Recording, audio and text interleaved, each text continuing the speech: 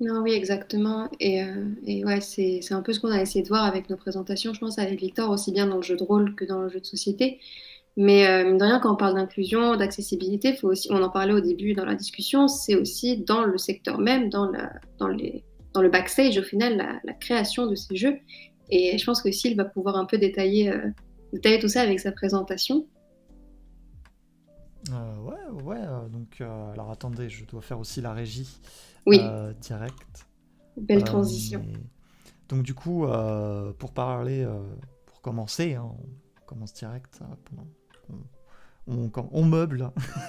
Tac. Hop. Excusez-moi, vous allez entendre mon clavier. Parce que je fais vite. Je tape vite. Si Tap, tu tap, veux, je tap, peux tap. un Alors peu du le coup, relayer. pour le jeu, il y a Vas-y. Victor et Laïli qui vont se proposer de faire un acapella sur Call Me Baby. Ne vous inquiétez pas, la transition a Karaoke été night. faite. Parfait. Hop là. Alors moi, du coup, quand du coup on a choisi ce sujet-là, je cherchais quelque chose à traiter et je me suis dit, mais qu'est-ce qui se passe dans l'accessibilité aux études autour du jeu de société et du jeu en général? Comment ça se passe?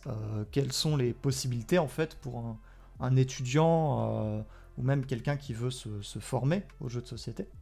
Comment il peut faire en fait en France pour justement apprendre là-dessus. Et donc justement, je me suis dit, mais du coup, ça commence bien, je tape dans mon clavier. C'est qu'est-ce qu'il y a en France de disponible?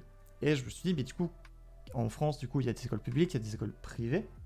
Mais le problème, par exemple, c'est que les écoles privées, notamment, il y a souvent il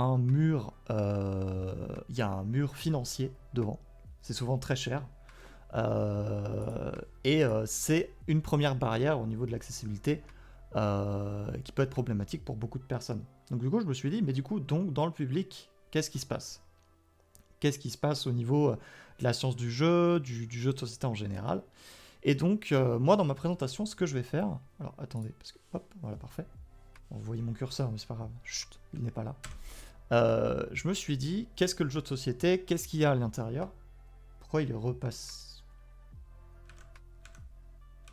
Oula. Excusez-moi, j'ai eu un petit problème où au moment où je suis revenu à la page 1, alors que c'était pas du tout ça sur le stream. Bref, je me suis dit, mais du coup, le jeu de société, qu'est-ce qu'il y a à l'intérieur? Quels sont les domaines qu'on y trouve? Et du coup, qu'est-ce qui s'y fait? Et donc à ça, j'ai trouvé plusieurs choses donc, que j'ai notées là. Donc le game design, donc la création de jeux purs, mais aussi tout ce qui est infographie, communication, la recherche sur le jeu. On en parlera un peu plus juste après. Le marketing, la communication en général. J'ai mis développement. Quand je parle de développement, je parle du côté un peu programmation qu'il pourrait y avoir. Parce que il y a dans mes recherches, j'ai retrouvé du coup quelques justement éditeurs qui font des jeux de société qui mixent en fait numérique et jeux de société.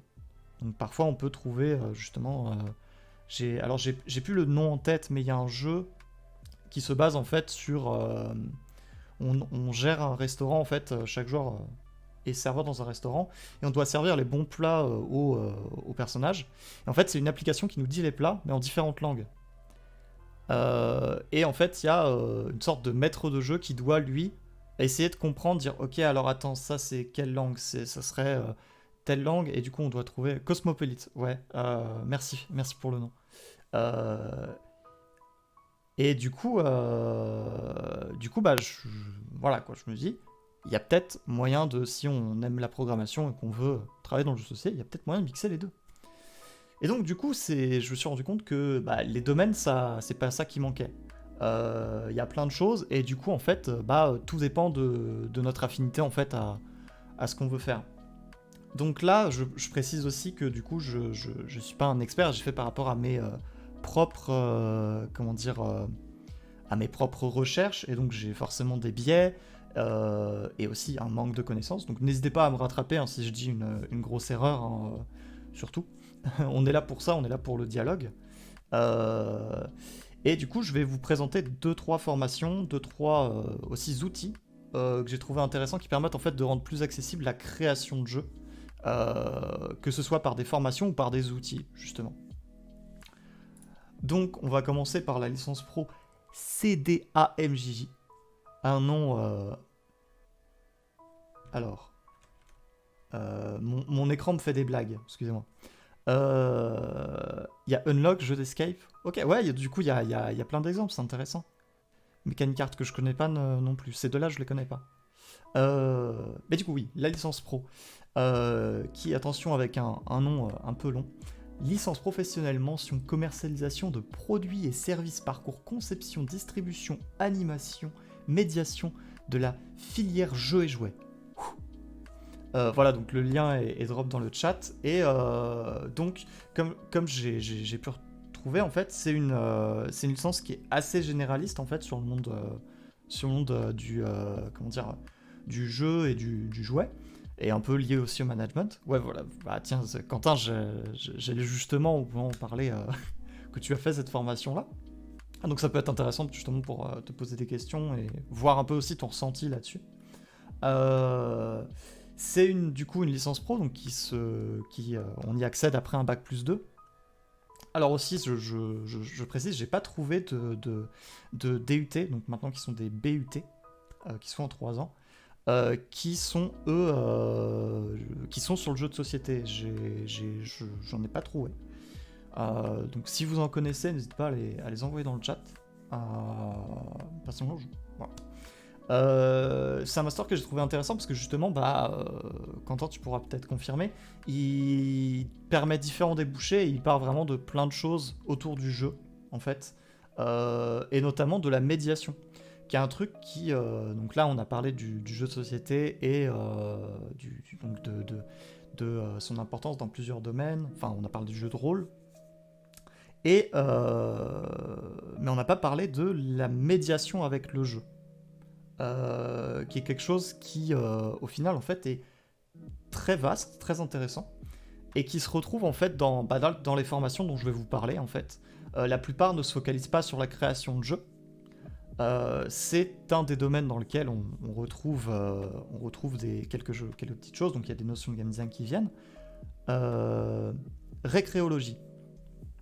Alors je ne connais pas ce terme, je l'ai pas vu, moi je suis peut-être passé à côté, hein, ça c'est fortement possible, mais ça parle notamment d'utiliser le jeu de société en fait pour sensibiliser à des causes ou à des sujets. Ou pour par exemple faire des travaux de groupe en fait. J'aurai un exemple plus tard d'un ami qui a travaillé sur un jeu de société pour sensibiliser au sexisme en fait dans les publicités. Mais on y reviendra plus tard. Et donc justement ouais, cette licence qui parle de ça, elle est intéressante pour les différents débouchés qu'elle permet. Donc Quentin, si tu peux un peu donner ton ressenti et décrire, genre par exemple, qu'est-ce que ça entend par conception-distribution, par exemple ? Ouais, complètement. En fait, il faut savoir déjà que cette licence, à la base, elle était décomposée en 2 parcours. Il y avait le parcours plutôt médiation, animation d'un côté, avec les métiers de la ludothèque. Et de l'autre côté, la partie plutôt conception, gestion, plutôt la partie gestion d'une entreprise dans le jeu, que ce soit une entreprise de façon très large, hein. Ça pouvait être une association, ça pouvait être un bar à jeux, un magasin, bibliothèque, etc.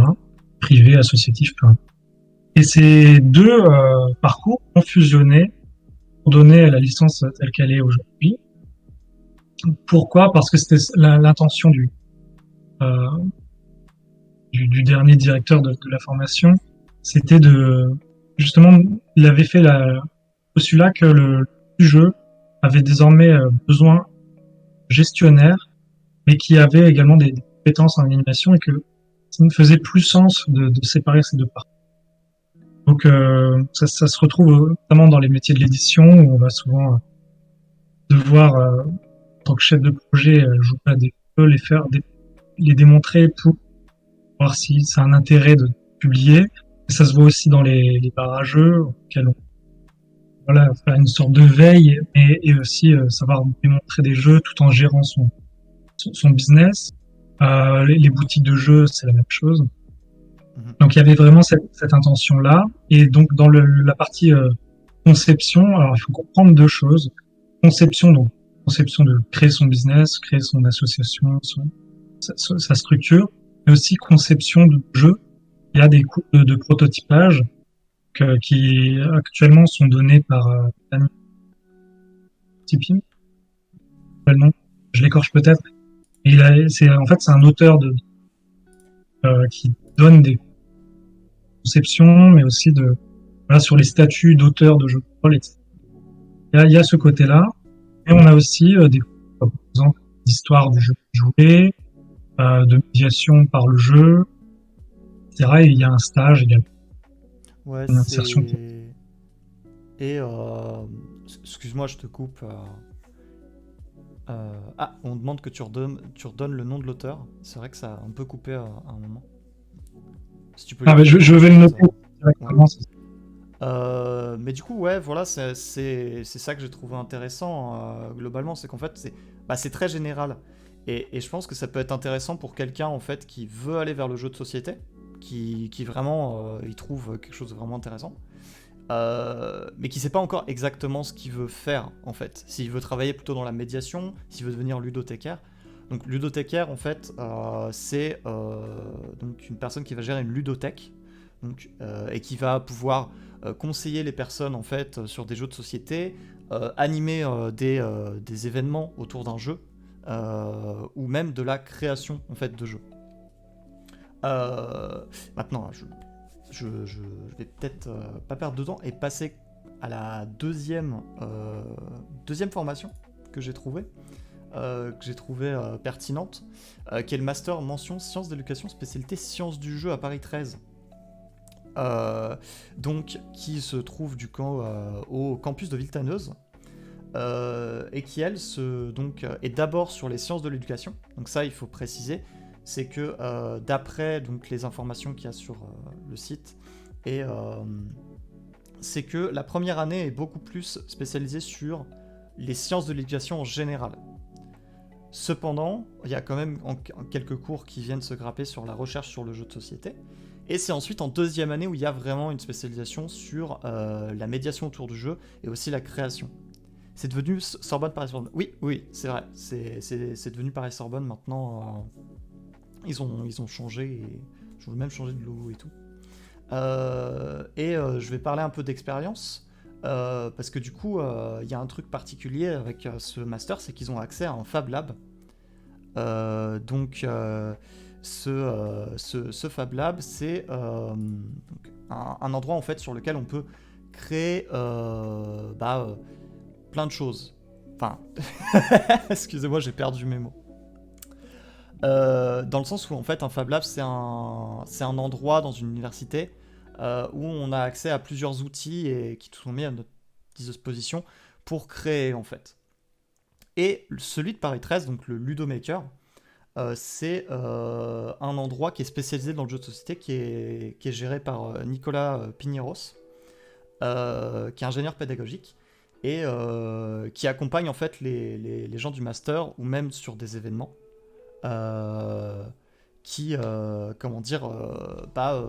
Dans la création de jeux.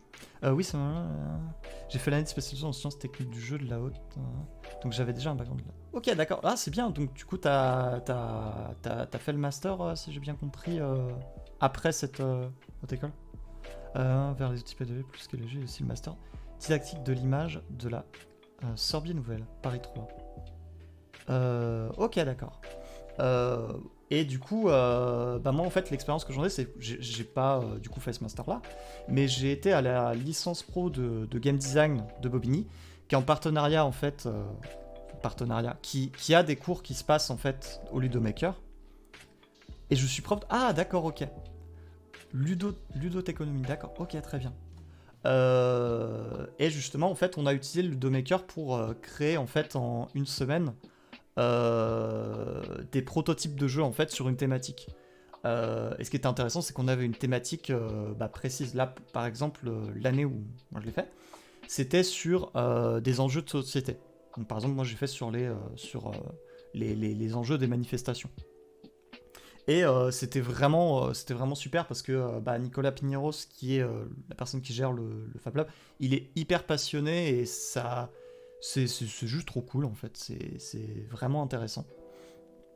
Euh, et du coup aussi au Fab Lab, ouais, vous avez tout pour prototyper. Et je pense aussi, ça, j'y reviendrai un peu plus tard, mais je pense que c'est quelque chose de très important dans le jeu de société. Si vous voulez par exemple créer du jeu de société, c'est que il faut il faut prototyper et essayer de justement créer en fait. Si vous voulez, c'est incroyable. Ouais, les Fab Labs, franchement, je trouve que c'est une initiative vraiment intéressante, qui n'est pas assez connue. D'ailleurs, moi, je connaissais pas du tout avant d'être en contact en fait avec le Ludomaker. Et bon, pour revenir brièvement sur le Ludomaker, ils ont des imprimantes 3D, une myriade de dés, etc. Vous avez vraiment tout. Et donc c'est pour ça que je pense que vraiment ce master-là, si c'est les sciences du jeu et le jeu très spécifiquement qui vous intéresse, avec une notion de recherche quand même très précise, attention, on n'est pas sur du pur game design. C'est-à-dire, c'est un truc qu'il faut préciser aussi, c'est que, enfin, dans les écoles que j'ai trouvées, il n'y a pas de game design spécifique aux jeux de société. C'est plutôt en fait toujours autour un peu de la science du jeu et de la médiation grâce au jeu. Mais ce master-là, pour moi, je pense que c'est celui qui est le plus intéressant si vraiment vous êtes au cœur du jeu et que c'est pas l'infographie liée à la création de jeux de société, par exemple, qui est pour vous. Alors là, je vais faire un petit aparté, je vais aller vite sur la FN2J. Qui est, comme vous pouvez le voir, là on va parler un peu chiffres malheureusement. J'aime pas ça, mais on va parler chiffres. C'est pas assez porteur le game design loisir malheureusement. Oui, je pense que c'est ça, et puis aussi, pour faire vivre une formation publique, ouais. C'est aussi le game design aujourd'hui, quand on parle de game design, on parle jeu vidéo directement, alors qu'en réalité, le game design est il est au jeu de société, enfin, il est même d'abord au jeu de société, même. C'est d'ailleurs un truc qui m'a un peu étonné au premier abord dans mes recherches. Bon.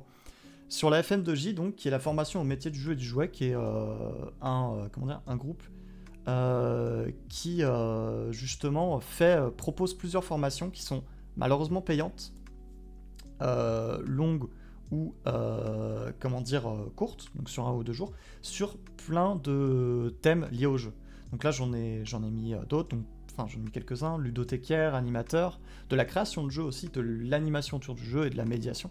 La médiation, on la retrouve dans la plupart des formations que j'ai trouvées, parce que je pense que c'est quelque chose qui typiquement permet d'aller plus loin en fait que le jeu classique. Et aussi quelque chose que j'ai retrouvé, c'est qu'en fait, des créateurs et créatrices de jeux qui sont purement créateurs et créatrices, j'ai pas l'impression qu'il y en ait beaucoup aussi, au final. Et c'est quelque chose, ouais, on parle de quelques noms de créatifs autour du jeu, mais au final, il n'y a pas beaucoup. Je parle en France, hein, bien entendu, qui font purement ça. Et donc pour la FM2J, le petit X, c'est que c'est payant. Donc là, par exemple, la formation de ludothécaire, qui est une formation longue, c'est 5500 €. Ça fait une sacrée somme. Mais il y a plusieurs financements possibles via une entreprise qui vous embauche et qui vous paye la formation, des subventions de région ou le Pôle emploi. Ça, c'est plus pour les professionnels, en fait, qui souhaitent se réorienter vers plutôt le jeu et la médiation autour de ça. Je pense que ça peut être une bonne alternative. Alors si tu veux en savoir plus, il faut aussi aller voir sur la Société des auteurs de jeux. Merci pour le lien. Merci beaucoup. Donc bon, passons sur la FM2J. Sur les formations, on n'a pas beaucoup, comme vous pouvez le voir. Et aussi parce que mes critères étaient... Oula. Ne disparaît pas mon truc. Je sais pas pourquoi mon écran me fait des glitches chelous sur le côté. Je vais parler plutôt des outils là, parce que du coup, sur le public, sur le jeu, on a vite fait le tour malheureusement. Mais pour moi, en tout cas dans ce que j'y comprends, alors dans le jeu de société. Et je précise, c'est ma vision des choses qui est pas forcément la bonne, qui, à mon avis, n'est peut-être même pas vraiment la bonne, hein, et qui se rapproche un peu de mes connaissances plutôt sur le jeu vidéo. Euh, je pense que d'autres manières de créer avec des outils, ça peut être intéressant. Et bon, là, on est en période de Covid, donc pour créer du jeu de société en groupe autour d'une table, ça va être complexe. À notre dernière enquête, on avait environ 80 répondants qui en vivaient pour un peu moins de 20%. D'accord, ok, ouais, donc ça fait peu, quoi. Ils se réunissent d'ailleurs dans un bar à jeux à Nantes. Ok. Alors, on me dit que je commence un peu à dépasser sur le temps. Donc les autres façons de créer, c'est avec Tabletopia notamment, donc, qui permet de créer ses propres jeux et même de les monnayer, de ce que j'y ai vu. Alors si vous voulez les monnayer, en fait, il faut utiliser l'offre premium qui est du coup payante, mais avec l'offre gratuite, vous pouvez quand même déjà prototyper. Et c'est une alternative intéressante en cette période de Covid, en fait. Qui est comment dire, qui peut être justement cool en fait si vous souhaitez créer. Et c'est en lien avec ce dont je vais parler juste après, les game jams. Les game jams qui existent pas que pour les jeux vidéo mais aussi pour les jeux de société, et qui parfois font les deux, c'est pas exclu.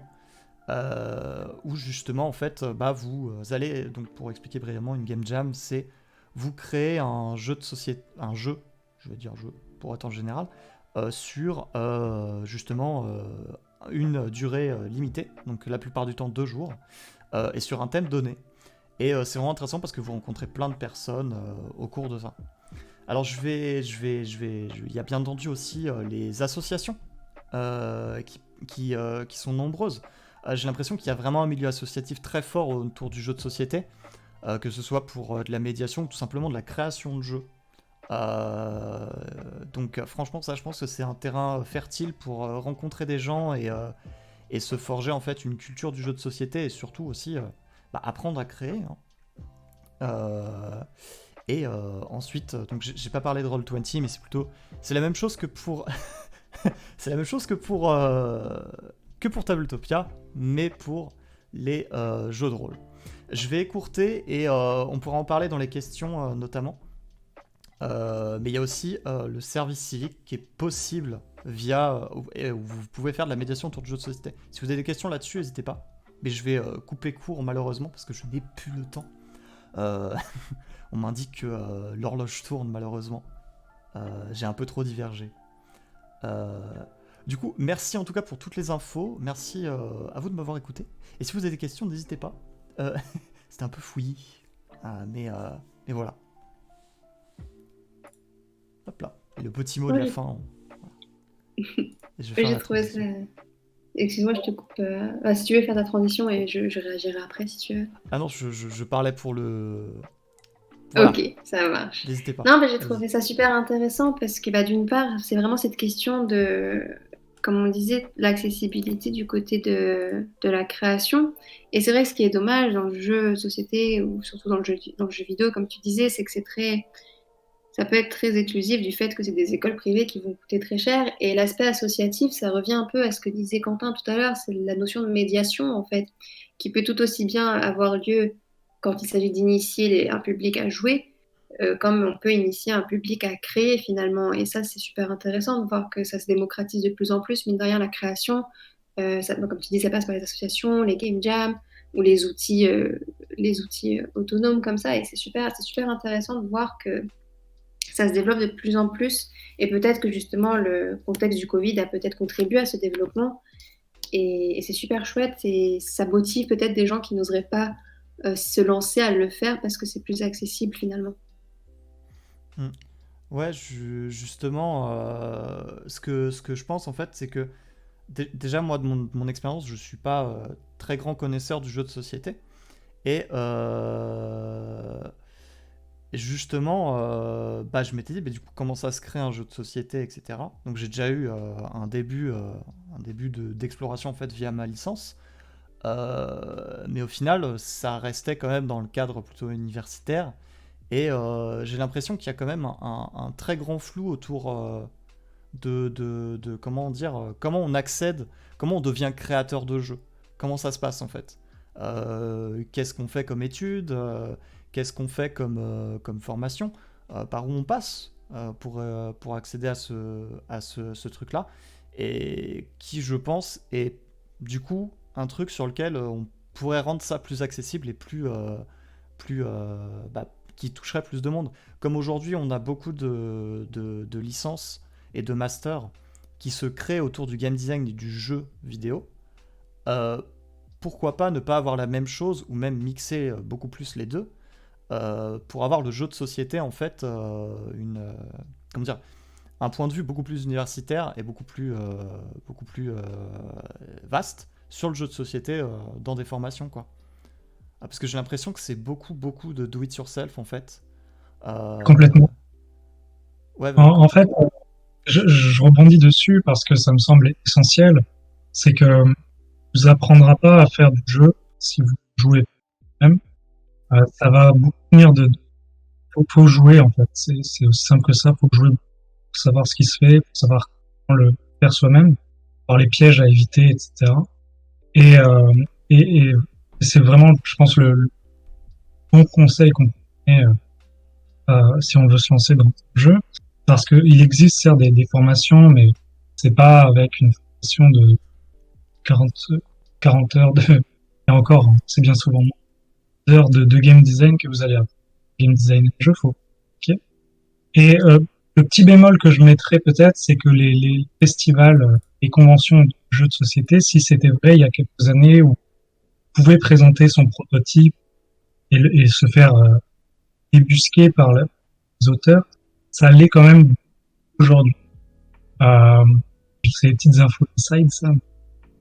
Finalement, en fait, les auteurs maintenant ont commencé aussi à créer un réseau qui fait que finalement, c'est plus difficile de se lancer, on est moins facilement repéré. Il y a quand même beaucoup de gens aussi qui veulent se lancer dans le jeu de société, prototype. Forcément, il y a de gens, c'est facile. Moins là, il y a pas de visibilité sur les options. Euh, donc voilà, c'est compliqué à ce niveau-là. Et j'avais vu une remarque intéressante aussi sur le ludothécaire. Je me permets aussi d'y répondre parce que j'ai été ludothécaire en fait dans l'une des plus grandes structures de ce type, en tout cas en province. Et en fait, c'est aussi par une certaine forme d'inclusion. C'est que faut savoir que le métier de ludothécaire, c'est un métier quand même assez féminin, majoritairement féminin, et féminin d'ailleurs. Ça commence à changer, euh, notamment dû au regain d'intérêt soudain Mhm. il y a quelques années pour le jeu. Mais c'est quand même un métier plutôt féminin, donc c'est aussi quelque part un endroit où poser si on veut faire son truc. Parce que bon, faut savoir aussi que les ludothèques ont été et sont encore souvent sujettes au bénévolat. Mhm. Et donc là, je vois le commentaire, c'était savoir s'il y en avait des ludothèques. Alors il y en a trop peu malheureusement. Il y avait un rapport de la CAF, la Caisse d'allocation familiale, justement sur la question des ludothèques. Alors c'est facilement trouvable, mais je pourrais mettre le lien s'il le faut. On va donner nos contacts après. Donc, si besoin, la question, je pourrais transmettre. Mais il y a un rapport de la CAF à ce niveau-là. Et mais après, il faut savoir qu'il y a quand même des enjeux politiques. La ludothèque aussi, ça se fait quand même de plus en plus connaître. Et ça commence à arriver de plus en plus. Il faut le savoir, c'est un secteur plutôt en expansion de ce Mhm. côté-là. Et je rebondirai là-dessus, justement, ouais. Moi, en termes d'expérience des ludothèques, je n'en ai pas vu ou même pas, enfin, pas visité. Euh, mais je pense que, ouais, de toute façon, c'est voué à devenir de plus en plus répandu parce que le jeu de société, enfin, je crois que tu l'as dit, mais c'est en plein boom au final, hein, ça devient de plus en plus populaire. Et beaucoup plus que les simples jeux qui sont aujourd'hui très connus quoi. Et, euh, il y a aussi des pôles de jeux de société dans les médiathèques. Ouais, ça peut arriver que du coup, dans les médiathèques, on trouve de ça. Mais du coup, ça, c'est encore aussi très rare d'en trouver, quoi. Et je voulais rebondir aussi sur le côté que il faut se construire une culture ludique et de création de jeux pour accéder à ce domaine-là. Et ouais, je pense que c'est vraiment surtout, plus que d'avoir une formation qui est en lien avec ça, c'est d'avoir déjà, comment dire, à côté, ce hobby qui s'est créé en fait et qu'on cultive en fait avec des activités. Donc là, comme ce que j'avais cité. Et pour justement en fait montrer que j'ai fait ce type de... Oula, j'avais pas vu que le titre était un peu... c'est pas grave. Euh, on... c'est via ça en fait qu'on va se créer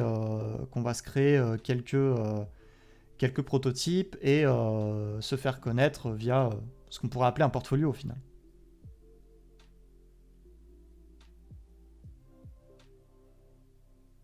Victor, Exactement, il faut changer une culture ludique. Je pense que Mhm. c'est important. En fait, Et, faut, si on veut créer des objets, il faut savoir connaître les objets déjà à la base. j'ai oublié d'en parler du coup dans mon truc, mais du coup j'ai parlé que le jeu de société c'était un domaine vaste. Mais si typiquement ce qui vous intéresse dans le jeu de société c'est pas tant la création pure en termes de mécanique de jeu, mais plutôt par exemple l'infographie, là vous n'avez pas vous avez pas de formation spécialisée en infographie pour le jeu de société. Vous allez plutôt vous orienter vers les formations d'infographie orientées print en fait, impression. Ou alors sur l'illustration pure en fait. Ce qui du coup notamment je pense que dans le jeu de société illustrateur il y en a besoin quoi typiquement. Pareil des UX designers, c'est vraiment extrêmement vaste et je pense que pour accéder à tout ça il faut il y a plein de possibilités au final quand on y pense.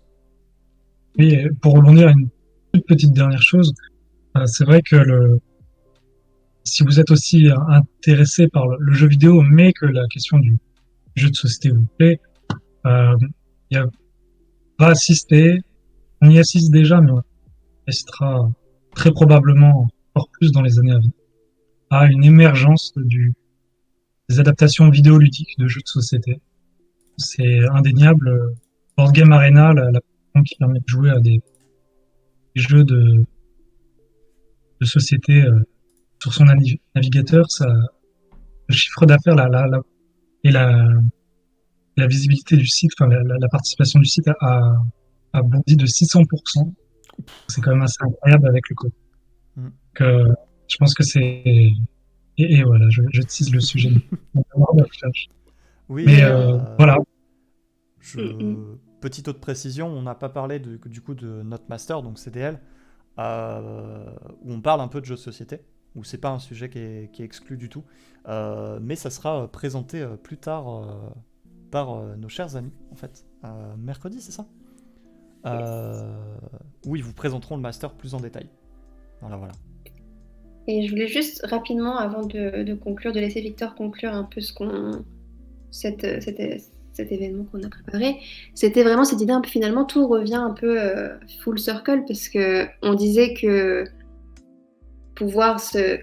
disons que l'inclusion se faisait par la création, mais du coup, cette idée d'ouvrir soi-même ses horizons en jouant, en vivant des expériences, en se formant de toutes les manières possibles, justement pour produire également des choses plus inclusives. Ça va passer même par, tu parlais d'illustration, de l'UX design, etc. Pareil, ça aussi, ça va beaucoup jouer dans tout ce qui est accessibilité, inclusion. Donc c'est finalement un cercle vertueux assez intéressant à voir dans toutes ces notions qu'on a explorées ce soir. Bien, du coup, effectivement, ça a été une longue, riche soirée, je crois. Alors, je tiens à le préciser d'ailleurs dans la VOD parce que, notamment sur la dernière capsule, il y a beaucoup de ressources qui sont passées dans le chat. Du coup, je pense qu'on mettra tout ça dans les descriptions des vidéos YouTube. Voilà, comme ça, vous pourrez faire les recherches et vous partirez pas de rien, notamment si vous êtes un jeune lycéen motivé, dynamique, mais confiné, possiblement. En tout cas, je vous le souhaite pas, mais voilà. Comme ça, vous pourrez aller chercher des ressources et pour vous orienter dans votre post-bac. bienvenue au club. Ça a été une soirée très enrichissante. Je crois qu'il est temps de se quitter, il est déjà 22h47. Il est un peu- on a à peine effleuré l'intégralité de ce large sujet, mais je crois qu'on a réussi quand même à bien mettre en évidence que le problème était pluridimensionnel et particulièrement complexe, qu'on a pu aborder des points très intéressants et pas forcément d'ailleurs les plus attendus, notamment avec Leili, mais je pense que moi et Sylve, on a été pas mal non plus, hein, quand même, hein, voilà, on va pas mentir. C'était quand même vachement intéressant. Non, oui, c'était très intéressant. Enfin, on espère que ça l'a été pour vous. Et puis merci surtout d'avoir participé aux discussions parce que c'était vraiment le but de ce qu'on voulait faire ce soir, c'était de discuter entre nous, mais de discuter avec d'autres et partager autour de tout ça parce que c'est ce qui compte au final dans le Et jeu, oui. dans le partage, c'est ça. C'était la richesse un petit peu de cette Twitch TV, c'est aussi que du coup, effectivement, on a eu plein de retours très enrichissants dans les commentaires et plein de questions qui nous ont permis de beaucoup développer et c'était très bien. Merci Monsieur Di Filippo. Merci à tous et à toutes. Et merci à Ouais. tous, vous êtes fantastiques, c'était vachement bien pour un premier live, moi c'est la première expérience sur Twitch et c'était vachement bien. Oui. C'était vachement bien. Ouais, c'était vraiment très très cool du coup d'avoir. Et mais merci si vous avez trouvé que c'était très intéressant. Écoutez, c'était très joyeux. Peut-être que notre chaîne sera pérennisée au-delà de l'émission de nos collègues la semaine prochaine. Si on a le plaisir de se revoir, écoutez, ce sera toujours avec plaisir, etc. Suivez-nous sur nos réseaux sociaux personnels, le temps qu'on fasse des réseaux sociaux pour la chaîne aussi. Et puis on vous souhaite une bonne soirée. On espère que vous avez mangé. Moi, je vais aller manger à titre personnel. Parce que j'ai faim. Bonne soirée à tous et à toutes. Et je vous Prenez soin de vous. souhaite bonne soirée. Merci beaucoup. À bientôt. Merci beaucoup à vous et à une prochaine. Attention, je vais couper les micros et juste laisser la musique.